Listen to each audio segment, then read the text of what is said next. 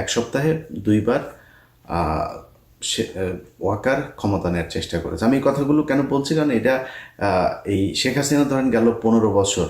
আমি যদি শেষ 1 মাসের কথা ধরি, আপনাদের মনে আছে 19 বা 18 তারিখে আমি একটা ভিডিও করেছিলাম, বা 20 তারিখে, যখন ব্ল্যাক আউট চলছিল, যে শেখ হাসিনা পালিয়েছে।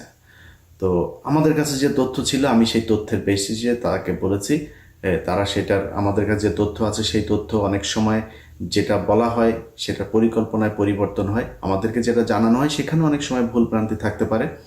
সো আমি আমার কাছে যা তথ্য ছিল সেটা জানিয়েছিলাম। শেখ হাসিনা 3 দিন পরে এসে, তারপরে যখন সব ইন্টারনেট অন করে জাতির উদ্দেশ্যে ভাষণে আসলেন, তখন বললেন যে শেখের বেটি পালায় না, এই বক্তব্য দিয়ে তারপরে শুরু করলেন। তো পালিয়েছেই তো, যে পালানোর কথা তাকে আগে থেকে পরামর্শ দেওয়া হচ্ছিল সেটা সে শোনে নাই, শেষ পর্যন্ত 5 তারিখে যেতে বাধ্য হয়েছে। এভাবেই তিনি পালিয়েছেন। তো এইটা শেখ হাসিনা নানানভাবে বোঝানোর চেষ্টা করেছে, না আমরা পালাই না, কিছুই হয় নাই, সরকার খুব অবস্থানে, ব্যবসায়ীদেরকে ধরে এনে ঘাড়ে বন্দুক ঠেকায় বলানো হয়েছে যে আপনারা বলেন সারা জীবন আপনাদের সাথে থাকবো, যা লাগে সবাই থাকবো, হাসিনার সাথে আছি, এগুলো বলানো হয়েছে। বলিয়া আসলে একটা বেলুন ফুলানো হয়েছে, সেটার হাওয়া যাওয়ার পরে এটার মধ্যে আর কিছুই নাই। সো আমি সেটা চাই না। আমি চাই এই জুলাই যুদ্ধে আসল যোদ্ধা যারা, তাদেরকে মাঠে থাকতে হবে। ওয়াকার শুধুমাত্র ডক্টর ইউনূসের সাথে পেরে উঠছে না, কারণ হলো ডক্টর ইউনূসের সাথে পুরো পশ্চিমা বিশ্ব তাকে সমর্থন দিচ্ছে, এটার কারণে সে পারছে না। কিন্তু আপনাদেরকে একটা জিনিস মাথায় রাখতে হবে, এই ওয়াকার শেখ হাসিনার মনোনীত একজন ওয়াকার।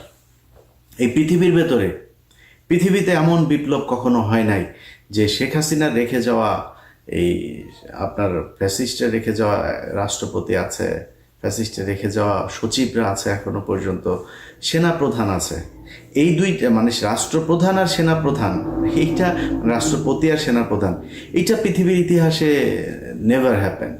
এটা এটা সম্ভবই না, কখনোই হয় নাই, কখনো হবেই না, হবেও না, একমাত্র বাংলাদেশে হয়েছে। এইটার ক্ষেত্রে বিএনপি বাধা দিয়েছে। চুপ্পু না থাকলে ইউনূস সারা জীবন ক্ষমতায় থাকবে, বিএনপিকে ক্ষমতায় আনবে না।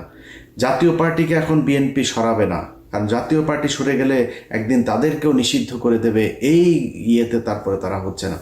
তো বিএনপি বিশাল রাজনৈতিক দল, বিএনপির বুঝ বিএনপির, এদিকে জামাত পিয়ার নিয়ে নানা নিয়ে, জানি না, আমার জীবনে ভাই নাম শুনি নাই পিয়ার টিয়ার, সেই দাবি জামাত কেন আনছেন জানি না। আওয়ামী লীগকে নিয়ে মোটামুটি টানা হেঁচড়া শুরু করে দিয়েছেন, কে কার দলে কত পরিমাণে লোক নেবে। অতএব এই দুই রাজনৈতিক দলের বাইরে বাংলাদেশে মানুষ আছে, তাদেরকে এক থাকতে হবে, তাদেরকে সব সময় এই রাষ্ট্রের অতন্ত্র প্রহরী হিসাবে থাকতে হবে। আপনারা দেখেন যে আওয়ামী লীগের লোকজন, তারা এখন তাদের যেই কেবলা শরীফ, এই যে দিল্লিতে আছেন, দিল্লিতে বসে সারাদিন ফেন্সিডিল খান, মাঝে মধ্যে সোনাগাজীতে যান, গার্লফ্রেন্ড টার্লফ্রেন্ড বউটো সব তো এখানে আছে। এখন তো ছাত্রদল যুবদলের ভাইয়েরা তাদেরকে গণিমতের মাল হিসাবে ভোগ করছেন। তো ওইখানে যায় ফ্রাস্ট্রেশনে ফেন্সিডিল খায়, আর মাঝে মধ্যে যৌন চাহিদা মিটাইতে সোনাগাজীতে যান। আর কি করবেন সারাদিন ফোনে। আমার ফেসবুকে ধরেন 1 লাখ, এই 2 মিলিয়নের কাছাকাছি ফলোয়ার আছে। তো 2 মিলিয়ন একটা পেজের মধ্যে 1,000 থেকে 10,000 কমেন্ট হয়, অ্যাভারেজ ধরলে ধরেন 3-4 হাজার অ্যাভারেজ একটা কমেন্ট হয়, এটাই বিশাল। এখন একটা দল যাদের সবাই এখন আপনার রেমিটেন্স যোদ্ধা হিসেবে বেকার, আকামা শেষ ইন্ডিয়াতে, আকামার অভাবে কেউ কাজ করতে পারে, তো কাজ তো নাই ওই জায়গায়, ওখানে যায় যা কিছু টাকা পয়সা এদিক থেকে পাঠায়, এগুলো নিয়ে নিয়ে ওখানে বসে বসে খায়, আর সারাদিন ফেসবুকে থাকে। কখন ওদের নানান জাতির পিতা, একবার ট্রাম্প জাতির পিতা হয় ওদের, একবার ওয়াকার হয় জাতির আব্বা, এক এক সময় এক একজন জাতির আব্বা, সেই জাতির আব্বাদের দিকে তাকায় থাকে, নমন ইয়ে ইয়ে টিয়ে মন্দিরে গিয়ে পূজা টুজা দিতে থাকে যে আব্বা তাড়াতাড়ি আম্মা মাগো দে, কিছু একটা দে, কিছুই হয় না। তো এইভাবে ওরা সারাদিন চালায়। ওরা ফেসবুকে ব্যাপক অ্যাক্টিভ এখন, এতদিন ওরা লুটপাট করেছে, এখন অন্য দল যারা আছেন তারা লুটপাট করছেন, তাদের এখন সোশ্যাল মিডিয়াতে অত দরকার নেই, এখন ওদের দরকার, ওরা সারাক্ষণ। আমরা কিন্তু ওই যখন কিনা হাসিনা ছিল, সারাদিন সোশ্যাল মিডিয়াতে খোঁজ নিতাম কী হচ্ছে না হচ্ছে, অপেক্ষায় থাকতাম কখন হাসিনা যাবে। এখন ওরা ওইটা করে, এটা দোষের কিছু না, করতে থাকেন। ওরা অনেক সময় বলে থাকে, কিরে একটু, এই যে আজকের ভিডিওতে অনেকে ওদের লোকজন এসে কন, কিরে ভয় পাইছিস, ভাই অবশ্যই ভয় পাই। এই দেশে একজন নারীকে রোজার ভাঙিয়ে তারপরে তাকে হত্যা করা হয়েছে। 6 মাসের শিশু, তার পরিবার সহ তাকে একটা ঘরের ভেতরে ঢুকিয়ে তারপরে তাকে পুরো পরিবারকে বোমা মেরে তারপরে জঙ্গি বলে তাদেরকে হত্যা করা হয়েছে। লগি বৈঠা দিয়ে তারপরে মানুষকে মারার পর তাদের লাশের উপরে নৃত্য করা হয়েছে। এটা সেই দেশ। 7 জন মানুষকে মেরে তারপরে হত্যা করে নদীর নিচে ঢুকিয়ে দেওয়া হয়েছে। অবশ্যই ভয় পাই।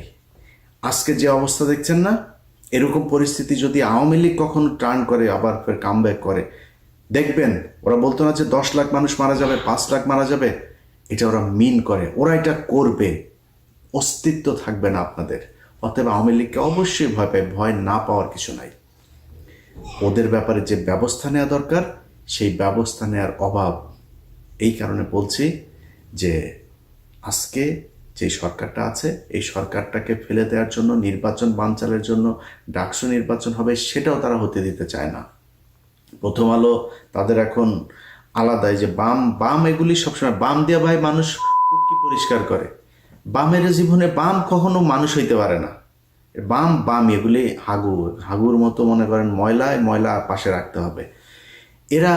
এদের এখন উমামা হচ্ছে তাদের আরেক বেডি আবার সে তার ধর্ষণ করেছে, শিবির তাকে ধর্ষণ করেছে, এইটা প্রমাণ করার জন্য ও না পারে পায়জামা খুলে তারপরে নিজেই ধর্ষিত হয়ে যায়।